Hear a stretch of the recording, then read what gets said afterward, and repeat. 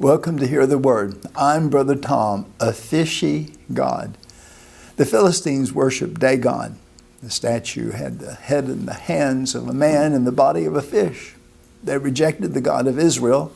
Paul tells us, Romans 1:21, because that when they knew God, they glorified him not as God, neither were thankful, but became vain in their imaginations, and their foolish heart was darkened.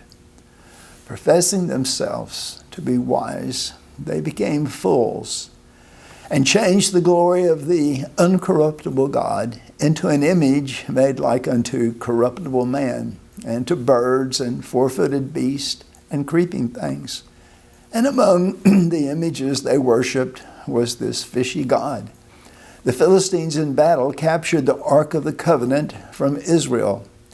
This wood box, overlaid with gold, was sacred. The 10 Commandments, part of Aaron's rod that budded, and some manna were in it.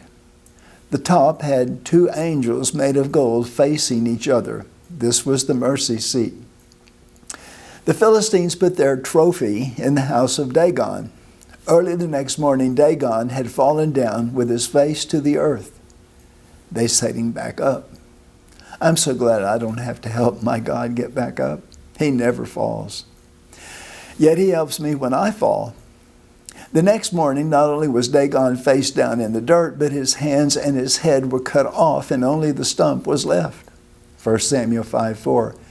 When they arose early on the morrow morning, behold, Dagon was fallen upon his face to the ground before the ark of the Lord. And the head of Dagon and both the palms of his hands were cut off upon the threshold. Only the stump of Dagon was left to him. Our God is a jealous God. He instructs us to have no other God. Exodus 34:14, for thou shalt worship no other God, for the Lord, whose name is jealous, is a jealous God. Soon after this, the Philistines sent the ark back to Israel, but they still worshiped Dagon. When King Saul died in battle, the Philistines fastened his head in the temple of Dagon. 1 Chronicles 10:10, and they put his armor in the house of their gods and fastened his head in the temple of Dagon. Then years later, after Samson fell in sin, Dagon was praised for giving them victory over the Israelites. Judges 16:23.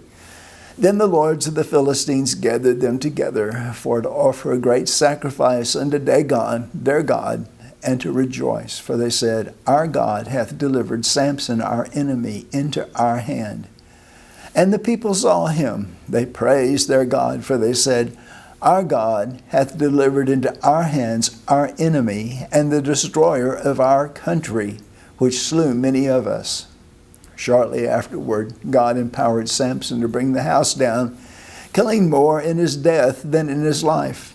Put Jesus first. Things are just things. Our relationship with him is forever. Have you trusted him yet? I pray that you will. Blessings to you till next time. Bye for now.